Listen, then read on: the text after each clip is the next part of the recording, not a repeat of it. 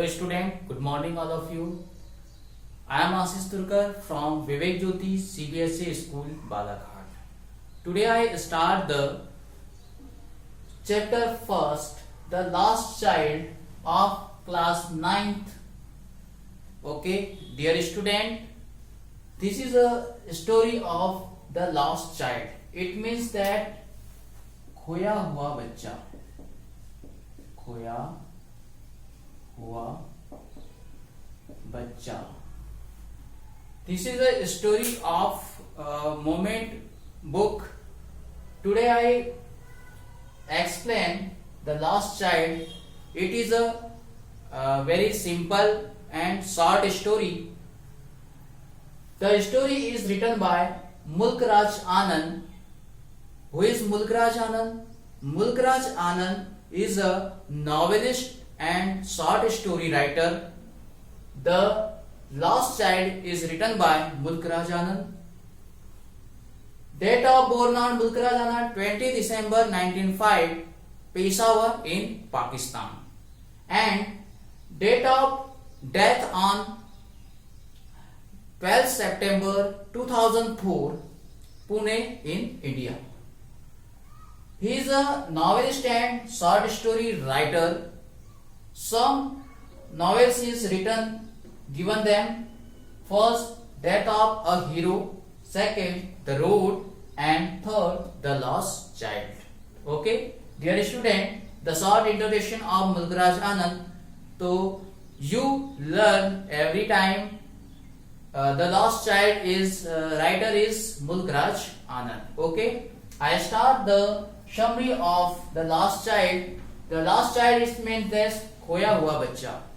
The last child एक ऐसी story है जो एक खोए हुए बच्चे पर डिपेंडेबल है. इट मीन्स दैट एक बच्चा होता है जो अपने पेरेंट्स के साथ में फेयर घूमने के लिए जाता है, बट वो वहां पर खो जाता है. ठीक है, तो let's to now start the chapter. A child goes to a fair with his parents. He is happy and excited and wants the sweets and toys displayed. It means that a child goes to a fair, मतलब जो बच्चा होता है with his parents, वह अपने parents के साथ, अपने माता पिता के साथ वह फेयर में जाता है. and he is happy and excited, वह बहुत खुश होता है, बहुत एक्साइटेड होता है. जैसा कि हम when I want to any celebrate festival and any fair attend, है ना.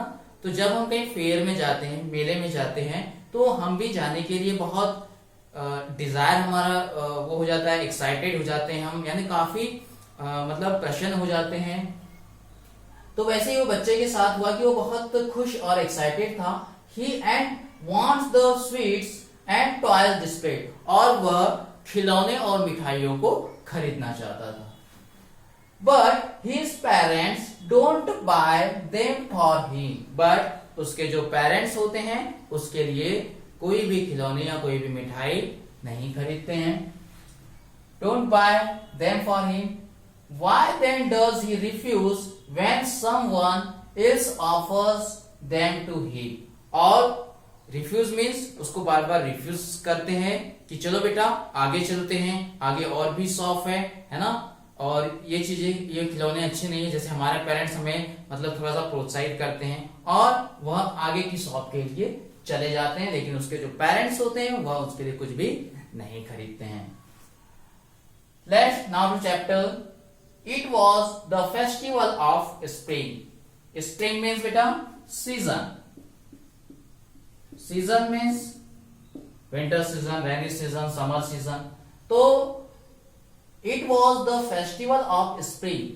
यह जो स्टोरी है, दिस इज स्टोरी और writer written season, spring season. Okay, तो this is on February to March is called spring season. From the wintry side, this is mean by wintry side means winter season. Okay, winter season.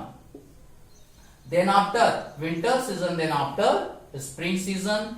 तो it was the festival of spring. यह जो festival है, जो त्योहार लिया गया है, वह स्प्रिंग सीजन का है।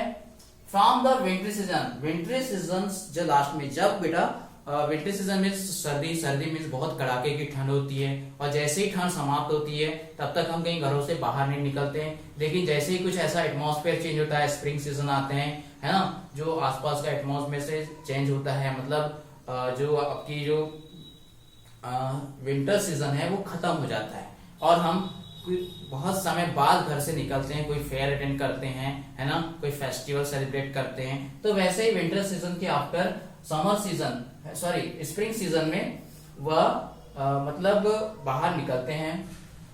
Set of narrow lands, narrow lands means not wide, narrow lands means not wide, मतलब इधर उधर से, and allies emergent a galley clad humanity.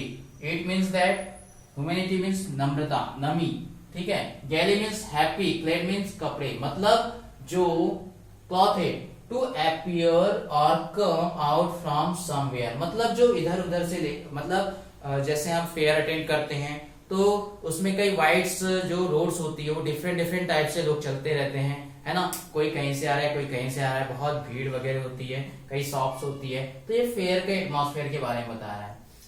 Then some walked, some rode on horses, others sat being carried in bamboo and gulab chart. It means that some roads. What is meaning of roads? Road is the verb. Road is the verb. How many types of verb? There are 6 types of verb. Means V1, V2, V3, V4, V5, V6. Okay. So the form of the second form, road. First form is ride. Ride, road. Road, riding,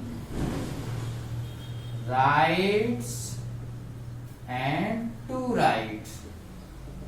Okay, dear student, this is the 6th form of the verb. 6th form of the verb. So chalo, let's now to start. Some roads on the horses, others sat being carried, and bamboo and bullock cart.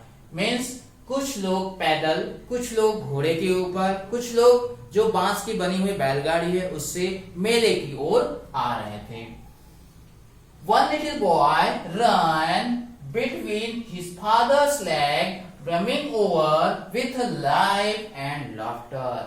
One little boy means जो छोटा बच्चा होता है, run between his father's leg, वह अपने fathers के पैरों के बीच से इधर उधर उछलता कूदता हुआ। क्यों? क्योंकि वह बहुत एक्साइटेड है, बहुत हैप्पी है मेले में जाने के लिए, तो बहुत उछल कूद करते हुए, मतलब प्रसन्नता से भरा हुआ। Brimming over means full of excited and happiness. For example, जैसे बेटा एक ग्लास में हमने क्या ले लिया है, वाटर ले लिया है। अब एक ओवरफ्लो, मतलब एक निश्चित मात्रा में, एक लिमिट क्वांटिटी में वाटर भरा हुआ है ग्लास में, लेकिन और हम वाटर उसमें डालते हैं तो क्या होगा, ओवरफ्लो होते जाएगा। इट मींस दैट, मतलब एक्साइटेड तो है हम मेले में, तो लेकिन और ज्यादा एक्साइटेड होना।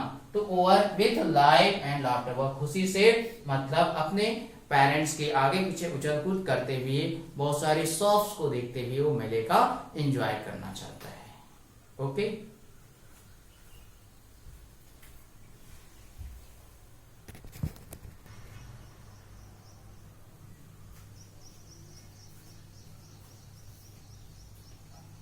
and after come child come, called his parents, us he lagged behind, fascinated by the toys in the shop that led the way. It means that come child come, called his parents, उनके parents ने जो बच्चा पीछे छूट गया था toys की और स्वीट्स की शॉप को देखते हुए, उसे बुलाया। कम चाइल्ड कम, अस ही lagged behind, वह पीछे छूट गया था। Fascinated by the toys in the shop that lined the way.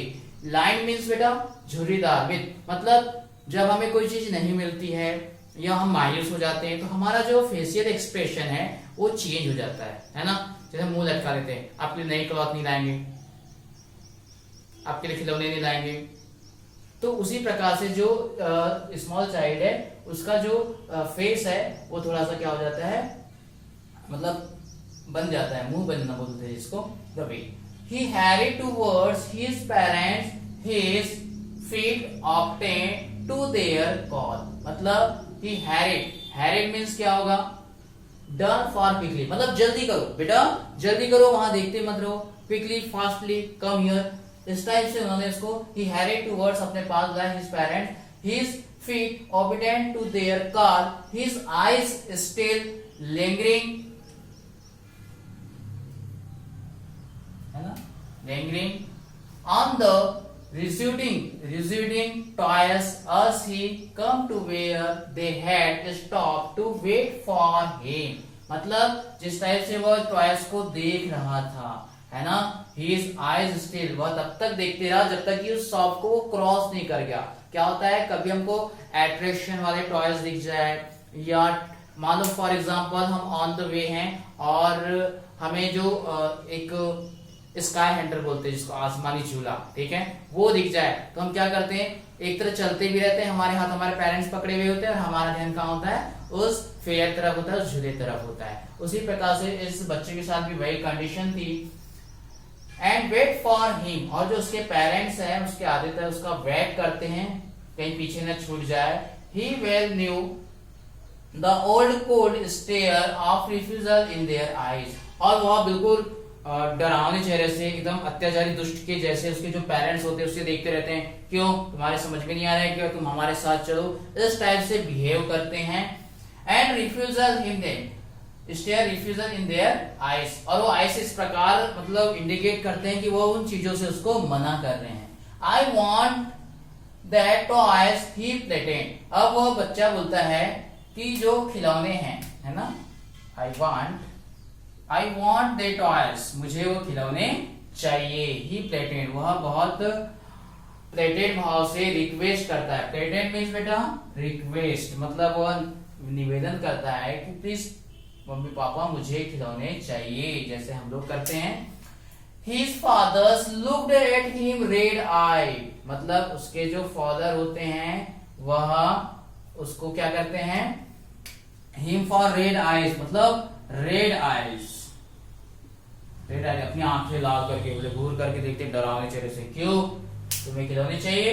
His familiar way, मतलब फेमिलियर वे करके बोलते हिज मदर, और जैसे उसके फादर उसको देखते हैं उसके बाद उसकी मदर जो फेमिलियर व्यवहार करती है, his mother melted by the fret speed of the day was tender and giving him, means that उसकी जो मदर होती है वो कहती है कि बेटा चलो आगे कुछ और अच्छा देखते हैं, है ना, आपके लिए आगे खिलौने खरीदेंगे, गिविंग हिम, आपको कुछ देंगे। हर फिंगर टू होल्ड, मतलब अपनी फिंगर दिखाते हुए बोलती है वो।